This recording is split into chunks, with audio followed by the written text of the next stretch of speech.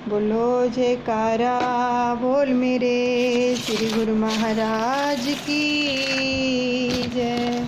श्री परमहंस दयाल जी महाराज की जय।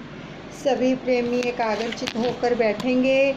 ध्यान अपने इष्ट देव, अपने आराध्य देव दादा गुरु महाराज जी के श्री चरण कमलों में लगाएंगे और एक एक श्वास के साथ सुमिरन करते जाएंगे। ध्यान अपनी श्वासों पर टिकाएंगे और सुमिरन साथ में करते जाएंगे जब तक भी हम जीवनी का रसपान करते हैं। ये सारी लीलाएं विजुलाइज करेंगे कि दादा गुरुदेव हमारे आँखों के सामने ही ये सारी लीलाएं हमें दिखा रहे हैं। कल हमने बहुत ही प्यारी जीवनी श्रवण की और बहुत ही सुंदर भजन भी श्रवण किया है सबने कि सतगुरु आए कलयुग विच तारने। बहुत ही सुंदर भजन था। तो आगे की जीवनी श्रवण करते हैं कि प्रभु पुकार सुनकर संत रूप को धार कर राम नाम मणि दीप में कियो जगत उजियार। राम नाम का जगत में उजारा कर दिया। आगे की जीवनी हम श्रवण करने जा रहे हैं, बड़े प्रेम से सुनिएगा।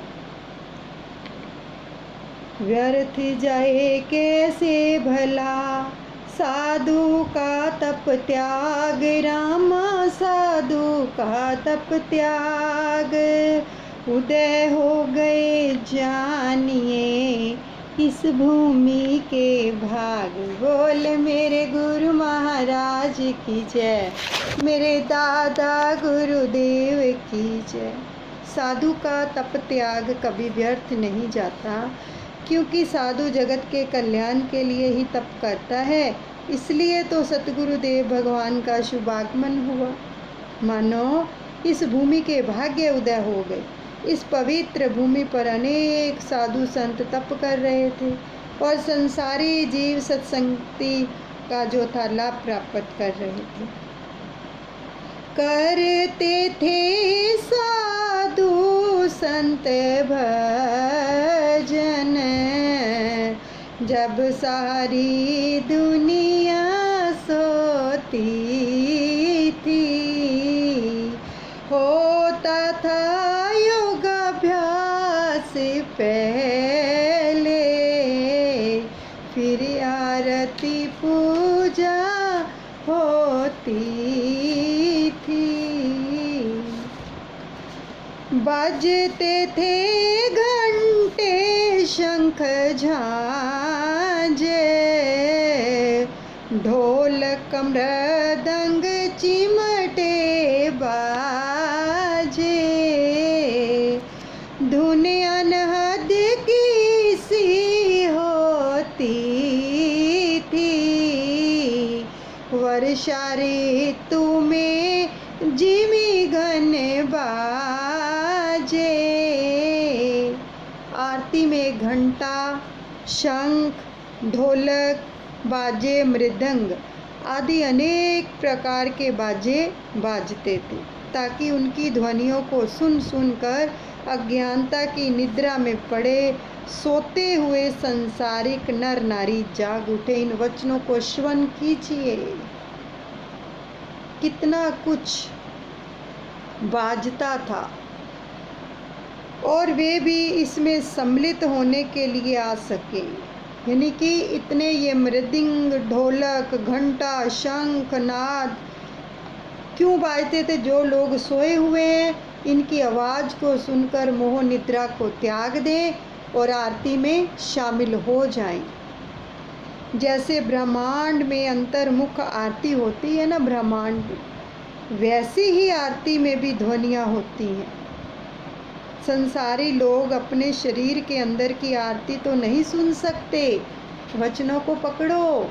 संसारी लोग अपने शरीर के अंदर जो आरती हो रही है, अंदर भी श्री आरती हो रही है, लेकिन उसको वो नहीं पकड़ते हैं, नहीं सुन सकते हैं। इसलिए वे बाहर की आरती ही सुनकर अपना जीवन सफल कर लें। सच तो ये है कि जैसे वर्षा ऋतु में बादल की गर्जना होती है, जब वर्षा ऋतु होती है बादल गरजते हैं तो उनकी हम ध्वनि को सुनते हैं। वैसे ही अंतर मन में आवाज़ें जो हैं आ जाया करती हैं। जो लोग भजनाभ्यास में चित्त जोड़कर बैठते हैं, एकाग्रचित्त होकर अपनी सुरती को सतगुरुदेव भगवान के श्री चरणों में लगाते हैं, हर श्वास श्वास के साथ सिमरन करते हैं, तो जब वो अंदर सुरत शब्द का मेल होता है तो वो अंतर मन से आवाज़ें आ जाया करती हैं। ज्योति प्रचंड करते थे संत, दीपक जलता था पंचमुखी, उसके ही अमर उजियारे रहते थे सभी जग जीव सुखारे से। आरती के समय संत जन पंचमुखी दीपक के रूप में ज्योति प्रचंड करते थे। जिसके 5 मुख होते थे दीपक के, वो उसमें ज्योति प्रचंड करते थे। पंचमुखी का अर्थ है कि 4 मुख तो हैं, पूरब, पश्चिम, उत्तर, दक्षिण, और 5वां मुख अंदर की ज्योति जो सीधी खड़ी होती है, उसका ज्योति का प्रतीक है। अंतर मन में के असर अमर उजाले से ही सारे जगत के जीवों को सुख की प्राप्ति होती है।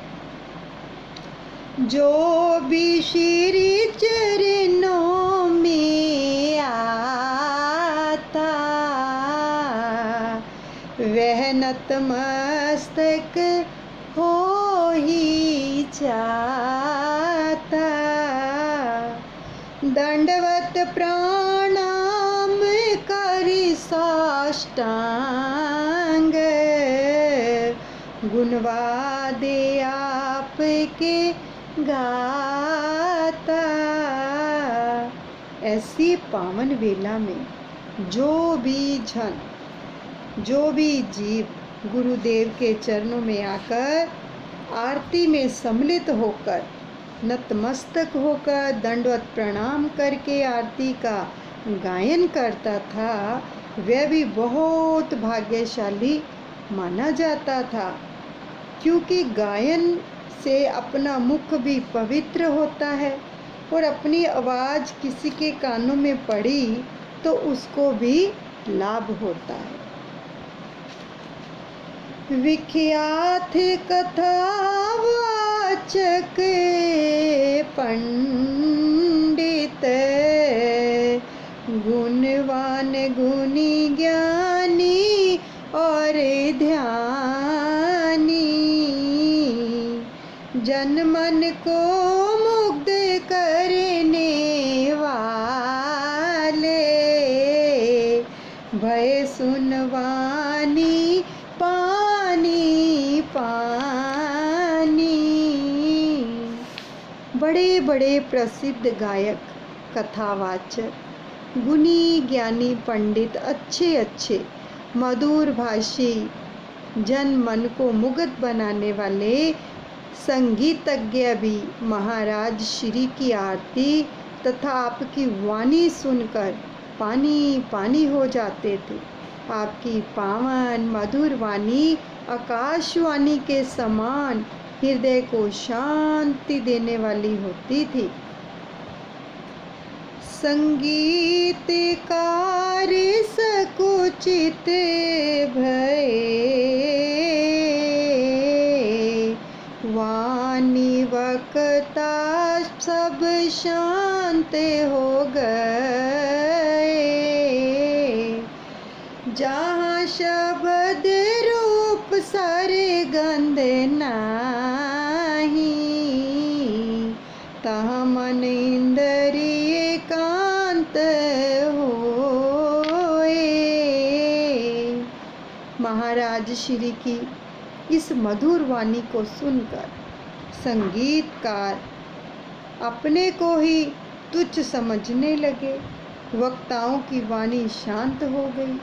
महाराज की श्री वाणी को सुनकर मन की इंद्रियां एकांत शांत हो जाती, क्योंकि यह शब्द रूप रस गंध आदि की पहुंच नहीं थी। वहाँ अमृत वाणी बरसे थी, श्रावण क्या धन बरसाएगा। कोई दशम द्वार का वासी इस अमर बूंद को पाएगा। वहाँ तो एक अमृतवाणी की वर्षा होती थी जिसकी कोई था नहीं पाई जाती। बादल बेचारा क्या बरसाएगा, सावन भादों में तो कोई ना कोई स्थान सूखा रह ही जाता है, किंतु इस अमृतवाणी का नस नस में रोम रोम में प्रभाव हो जाता है। सच तो ये है कि जो भी घट की वाणी को सुनेगा वही दशम द्वार का निवासी माना जाएगा, और वही इस अमृत बूंद को पाकर अपना जीवन जो है सफल बना सकेगा। जहाँ शेष शारदा शांत होए, क्या भट्ट कवि कोई गाएगा। वक्ता श्रोता मिले भय का, तो सुनेगा और कौन सुनाएगा। इस अवस्था को पाकर ही शेष शारदा की वाणी शांत हो गई। इन ब्रह्मांडी स्थानों पर जब सुरती पहुंचती है तो बोलने सुनने की शक्ति जो है शांत हो जाती है। वक्ता श्रोता अलग नहीं माने जाते, गुरु शिष्य का भेद नहीं रह जाता, दूसरा वहाँ होता ही नहीं, दोनों एक ही कर्ण हो जाते हैं और समाधि अवस्था कही जाती है। तपसी योगी और सिद्ध पुरुष तप त्याग शरण में आते थे, हठ छोड़ योग सहजे करना सतगुरु स्वामी समझाते थे। श्री महाराज जी की ऐसी ही परावाणी प्रेमी गुरुमुख की यह निशानी है कि वह गुरु प्रेम में सदा ही मगन रहने लगता है। नाम रतन को पाए कर रही न तन की सार, राम रही न तन की सार। दिवस मास बीतने लगे, भूल गए घर बार, बोल मेरे गुरु महाराज की जय, मेरे दादा गुरुदेव की जय। जिनको नाम रतन धन की प्राप्ति हो जाती है, उनको शरीर की सुध बुध नहीं रहती। इसी नाम की मस्ती में उन्हें दिन रात का पता ही नहीं रहता। उन्हें कब सूर्य उदय हुआ और कब अस्त हुआ, इसका जो है बोध भी नहीं होता है। घर बाहर सब भूल जाता है। इस प्रकार दिवस मास बीतने लगे। प्रभु नाम भजन में मोह ममता को भूलकर लोग आनंद मगन रहने लगे। यही आत्म ज्ञान भगवान कृष्ण ने अर्जुन को बतलाया था, जिसने ये शस्त्र फेंक दिए उसको ही विजयी बनाया था। यही आत्मा का ज्ञान की जो युक्ति थी वो भगवान कृष्ण ने अपने परम शिष्य अर्जुन को बताई थी, जिसने एक बार गांडीव धनुष आदि छोड़ दिया था। अपने अमृतमय उपदेशों से शिष्य की ममता और अज्ञानता को मिटाकर फिर से कर्म करने पर तत्पर करके उसे विजयी बना दिया। इस प्रकार गुरु आज्ञा पालन करने से शिष्य भी शुभ कामों में विजय को प्राप्त होता है। जो सेवक मन से आए शरण, यहाँ जीत उसकी होती है। अज्ञान दूर हो जाता है जी, जल जाती है ज्ञान की ज्योति। सच्चे मन से जो सेवक गुरु की शरण में आ जाता है उसकी जीत होती है, क्योंकि गुरु ही शिष्य की अज्ञानता को दूर करता है। जब तक प्रकाश नहीं होता अंधकार जाता नहीं, और जब गुरु ज्ञान की ज्योति प्रज्वलित कर देता है तब अज्ञानता का अपने आप ही जो है नाश हो जाता है। गुरु ज्ञान क्षमा की ज्योति जली, आ पहुँचे प्रेमी परवाने। कर गुरु दर्शन सुध बुध भूले, श्री गुरु प्रेम के दीवाने।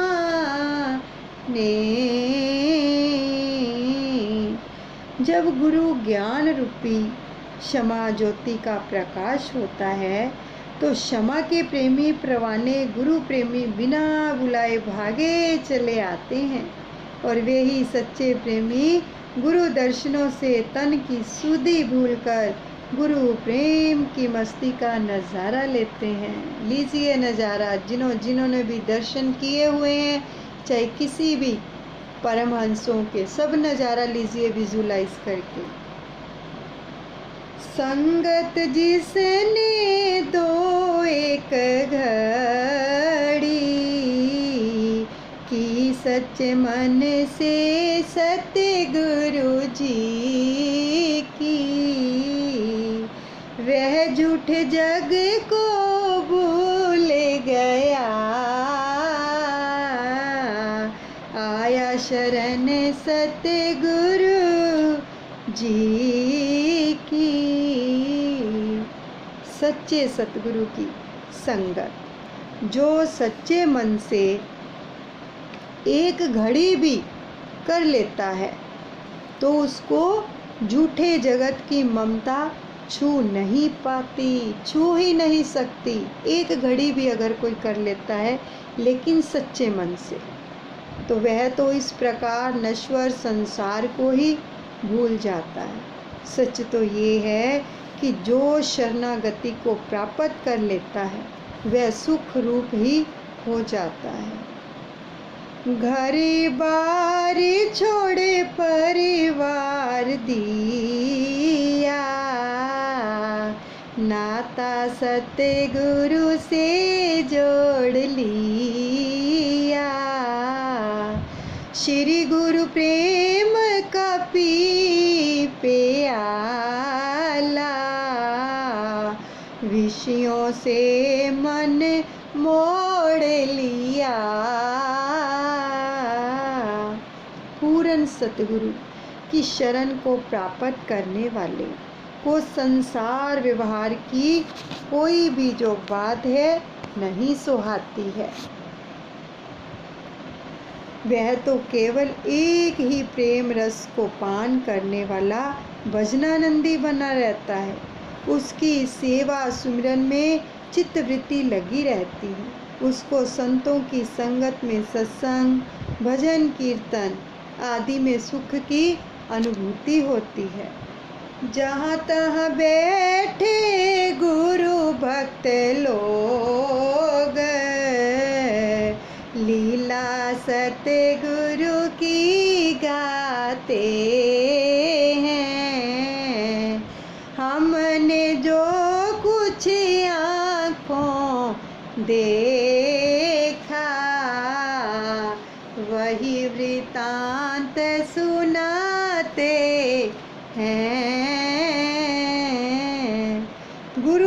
लोग जहाँ भी बैठते हैं, एक दूसरे से, गुरु भाइयों से भी वार्तालाप होती है कि वे केवल और केवल अपने सतगुरुदेव भगवान की आँखों देखी अनोखी लीलाओं का वर्णन करते हैं। सुनी सुनाई बात कुछ और होती है। हम जो वृत्तांत सुनाते हैं ये आँखों देखी लीलाएं हैं। इस ग्रंथ के अंदर जितनी भी लीलाएं आ रही हैं, आपको पहले भी बताया गया, वो आँखों देखी हुई लीलाएं हैं, उन्हीं का ही वर्णन किया हुआ है। इसलिए अगर हम विजुलाइज करेंगे ये साक्षात लीलाएं हुई हैं तो हमें भी आनंद मिलेगा, हमारी आत्मा भी आनंदित होगी, प्रभु प्रेम का रस लेगी। श्री सतगुरु स्वामी के दर्शन संगत को नित्य प्रिय होते थे। श्री द्वितीय पातशाही जी के दर्शन हर रोज संगत करती थी। विजुलाइज कीजिए, हम भी कर रहे हैं। उस सांवरी सूरत को पाकर गुरु प्रेम न्यौछावर होते थे। चकोड़ी स्थान में नित्य प्रति संत को सतगुरुदेव भगवान जी की सांवरी सूरत के दर्शन प्रातः भी और सायं भी दोनों समय होते थे। महाराज श्री की उस अमृत वाणी को सभी सुबह शाम अमृत जो थे श्रवण किया करते थे।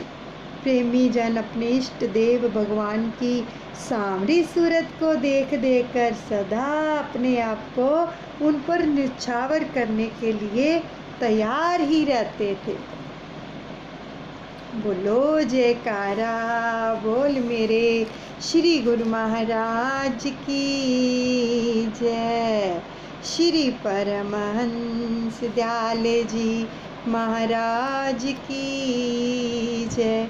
अब तक की हमने जो लीला श्रवण की है वो चकोड़ी संत आश्रम की है, और अब आगे की आगामी लीला जो कल होगी वो लोक और परलोक, यानी कि श्री नंगली निवासी भगवान जी ने लोक की कुटिया और परलोक की कुटिया बनाई हुई थी।